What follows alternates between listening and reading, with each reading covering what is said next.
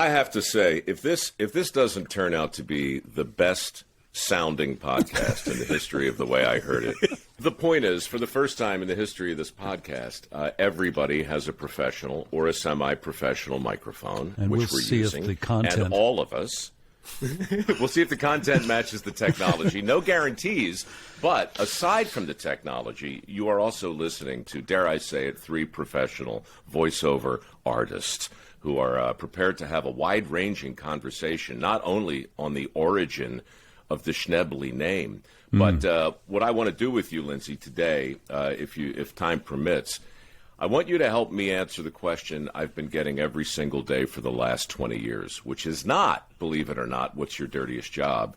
It's, I've been told I have a nice voice and I'd like to work in voiceovers. Where do I sign? And in all seriousness, the whole idea of you have an announcer voice, which used to be sort of one of the first things you needed, that is so done. Oppositville. Passe. If I read, no one wants it anymore. If I read 40 pieces of copy a week from auditions, 38 of them will say non-announcery, no announce, sound like the guy next door, you know, with a decent microphone and even a free app on your laptop and some bed sheets in a linen closet, you can turn out a pretty darn good sounding piece of audio. And the number of jobs that I know the 3 of us have done in hotel rooms, under the bedspread or in the closet between jackets, puffy jackets. Yep. The things we have jury rigged in order to do a session or an audition. You can do it. Tell me your best one. Best one would be my buddy, actually, who's been on the show, Paul Penalino, in his previous apartment in the Upper West Side of New York. I was doing a session for CNBC. And there was a fair bit of outside noise, but I went into his coat closet and shut the door, and I was in between his New York Yankees jacket and my blue blazer, holding my iPad and a flashlight and my Apogee mic.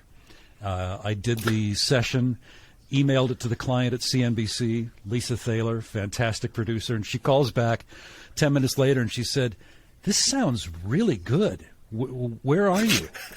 And I said, "I'm on 69th and Columbus in my friend's coat closet. Is everything okay?" And she said, "Yeah, no offense, this sounds better than your home studio." So I've done it in the back of done auditions in the back of rental cars, numerous hotel rooms. Cars are good. Cars are good. I actually, one odd story that only VO people could relate to, a friend of mine who was at a convention in Las Vegas built a giant pillow fort with the extra mattress of his the queen-size bed in his room, goes down to work out at the gym, comes back, his key won't get him into the room. He goes down to the front desk, and the woman says, "Oh, security wants to talk to you." And the manager brings him over to the head of security, who says, "Let's go up to your room." And housekeeping had gone into his room, seen the mattress against the window and bed sheets piled up, and thought, "Is this like a mass shooting waiting to happen?" And he pulls out his bag of gear and explains, "I do this for a living. And there are quite a few other VO guys in the hotel, so you might want to be on the lookout for this kind of thing." Chuck, do you remember I pulled you into the Ford business years ago? Yes. Remember you had to, I guess you had to audition or prove yourself to somebody. Didn't Lindsay somehow help in this whole thing? Yes. I was a request, right, for you. The copy came to the agent. And I went there thinking, it was like they're supposed to lay me down to audition for it. But I walk in and everybody who's within 20 years age on either side of me is reading this copy. My agent had handed it out to everybody. And I'm like, oh, I've got to set myself apart. So I called you and said, let me know the next time you're in a voiceover booth and we'll do a demo of these and we'll connect via ISDN.